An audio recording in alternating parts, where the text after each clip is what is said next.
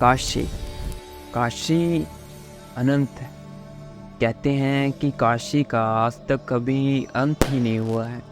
जितनी भी बार ब्रह्मांड में प्रलय आई है, उतनी ही बार भगवान शिव ने अपने त्रिशूल की सहायता से काशी को पृथ्वी से उठा लिया था।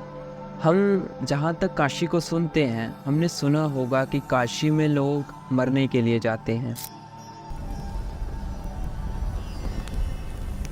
जिस भी व्यक्ति की काशी में मृत्यु होती है, वो इस जीवन मृत्यु के जाल से मुक्त हो जाता जो है। है कल्याण का मार्ग बताता है। धर्म ये बताता है पहले आप अपने को समझिए कि हम कौन हैं। अमूमन लोग जो है अपने को ये मानते हैं कि हम शरीर हैं। हम शरीर नहीं हैं, हम शाश्वत परमात्मा के अंश हैं।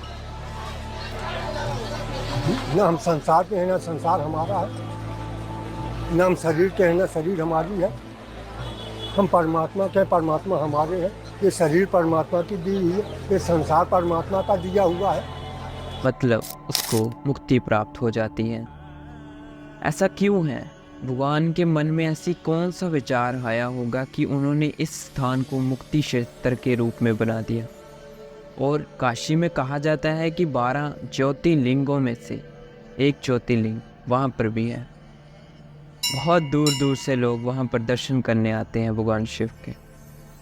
काशी में कहा जाता है कि महाकाल खुद रहते हैं। महाकाल सब चीज़ों का ध्यान रखते हैं कि कैसे किसकी मृत्यु हो रही है और उसको कितनी सज़ा देनी है।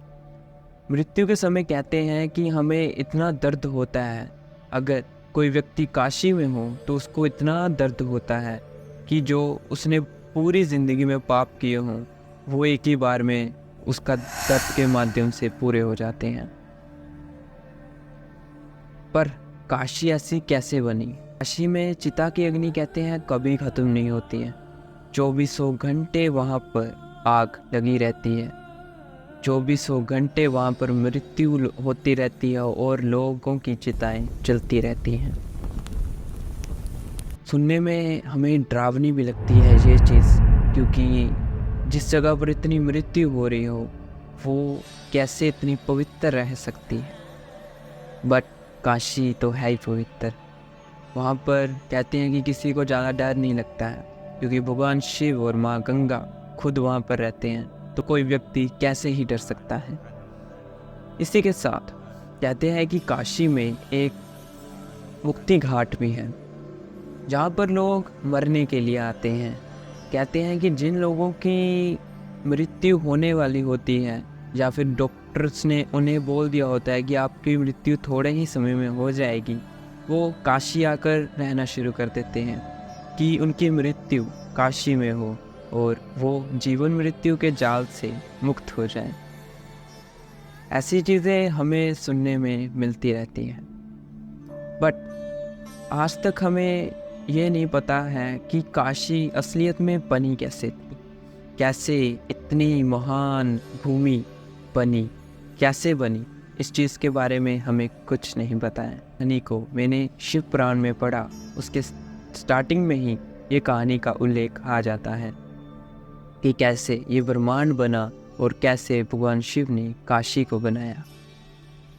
ये कहानी शुरू होती है जब इस ब्रह्मांड में कोई भी नहीं था। उस समय सदाशिव और माँ आदिशक्ति की उत्पत्ति हुई थी। सदाशिव और माँ आदिशक्ति के मन में एक बार विचार आया कि हमें एक ऐसी व्यक्ति को बनाना चाहिए जो इस दुनिया को बना सके। उनके मन में विचार आया कि ये एक ऐसा सर्कल शुरू करना चाहिए कि जहाँ पर लोग जीवित हो और मरे, अपना जीवन व्यतीत करें। इसी प्रकार सोचते हुए उन्होंने विष्णु जी को बनाया। विष्णु जी को जब बनाया, तब विष्णु जी ने उनसे पूछा कि मुझे मेरा कार्य दीजिए। तब सदाशिव ने उनको उनका कार्य दिया। पर कहते हैं कि सदाशिव ने विष्णु जी को कहा था कि अब तप करो, बट कहते हैं कि विष्णु जी तप करने में इतने ही लीन हो गए थे कि उनका इतना पसीना निकला कि वो मूर्छित हो गए, और वो अपने ही पसीने में एक मूर्छित होकर पड़े हुए थे, और वो पसीना एक समुंदर की तरह बहुत ज़्यादा था। जब वो मूर्छित थे, उनके पेट में से एक ऐसी लता सी निकली जो ऊपर जाकर कमल का रूप ले लिया। उस कमल में ब्रह्मा जी का जन्म हुआ। ब्रह्मा जी का जन्म हुआ तो ब्रह्मा जी को पता नहीं था कि ये मैं कौन हूँ और ये मेरी उत्पत्ति क्यों हुई है। कहते हैं कि वो तने की जड़ ढूंढने के लिए नीचे जाते रहे। कहते हैं कि वो 100 वर्षों तक उसी पानी में जाते रहे पर उन्हें तना नहीं मिला, तो थक हार कर वह ऊपर आ गए। ये चीज़ जब सदाशिव ने देखी तो उन्होंने भगवान विष्णु जी को जीवित कर दिया, मतलब कि मूर्छित से हटा दिया, और भगवान विष्णु जी दोबारा ठीक होकर ऊपर आ गए। कहते हैं कि जब वो ऊपर आए तो ब्रह्मा जी और विष्णु जी में लड़ाई होने लगी कि मैं उच्च हूँ और मैं उच्च हूँ। तब बहुत देर तक वो लड़ते रहे। तब सदाशिव स्वयं आए एक रूप लेकर, जो कहानी मैं कभी बाद में बता दूंगा, और सदाशिव ने अपने रूप से उनको शांत किया और ब्रह्मांड बनाने की बात बताई। तब ब्रह्मा जी ने भूमि को बनाना शुरू कर दिया। उन्होंने बहुत बड़ी भूमि की उत्पत्ति की। कहते हैं कि जब वो चीज़ हो रही थी तब सदाशिव ने अपने त्रिशूल के माध्यम से 500 कोस जितनी ज़मीन अलग कर ली, जहाँ पर उन्होंने काशी बनाने के बारे में सोचा।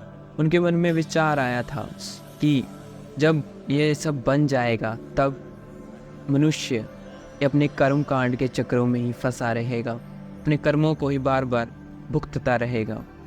ये चीज़ भगवान शिव को सही नहीं लगी, तो उन्होंने काशी बनाने के बारे में सोचा। उनके मन में विचार आया कि यदि कोई व्यक्ति काशी में आकर मेरी पूजा करेगा और वहाँ पर मृत्यु को प्राप्त होगा तो उसे मुक्ति मिल जाएगी। इसी प्रकार काशी की उत्पत्ति हुई थी।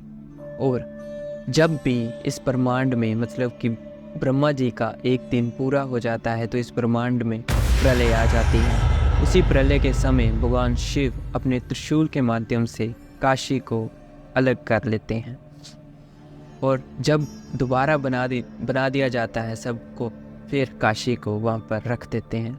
इस प्रकार काशी का कभी अंत ही नहीं होता। हमें ये चीज़ पता लग ही गई होगी कि कैसी काशी इतनी महान है, क्यों लोग वहाँ पर इतनी पाठ पूजा करते हैं, इतना जप करते हैं। काशी कितनी महान होगी। और भी बहुत सी कहानियाँ हैं काशी के रिलेटेड, और भगवान शिव और अन्य सभी देवताओं और ईश्वर से रिलेटेड। इसलिए हमारे चैनल को सब्सक्राइब कर लीजिए। अगली वीडियो मैं एक हॉरर बनाऊंगा, क्योंकि मैं एक हॉरर और स्पिरिचुअल वाइब को अपने चैनल पे लागू करना चाहता हूँ। इसलिए हमारे चैनल को सब्सक्राइब कर लीजिए, जहाँ पर आपको और भी ऐसी मज़ेदार और अद्भुत और विचित्र क्या ही बोले, सब प्रकार की वीडियो मिलती रहेगी। माना कि वीडियो लेट हो गई थी, बहुत कुछ पंगा आ गया था पुरानी वीडियो में, इसलिए ये वीडियो दोबारा बना रहा हूँ। और आपको अगर वीडियो पसंद आई हो तो प्लीज़ वीडियो को लाइक करें और चैनल को सब्सक्राइब करें। धन्यवाद। ओम नमः शिवाय।